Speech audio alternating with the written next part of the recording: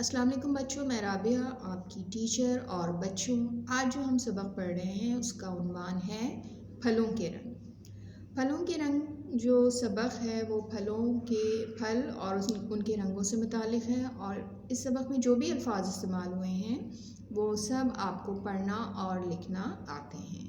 तो शुरू करते हैं अपना सबक। ये फल की टोकरी है, इसमें लाल रंग के सेब और अनार हैं, केले और आम पीले हैं, हरे रंग का अमरूद है, नारंगी रंग के कीनू हैं, तरबूज अंदर से लाल है।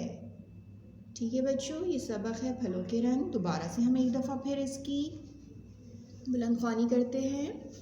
ये फल की टोकरी है, इसमें लाल रंग के सेब और अनार हैं, केले और आम पीले हैं, हरे रंग का अमरूद है, नारंगी रंग के कीनू हैं, तरबूज अंदर से लाल है। बच्चों, ये सबक आपने पहले गौर से सुनना है और फिर घर में इसको पढ़ने की मशक करनी है।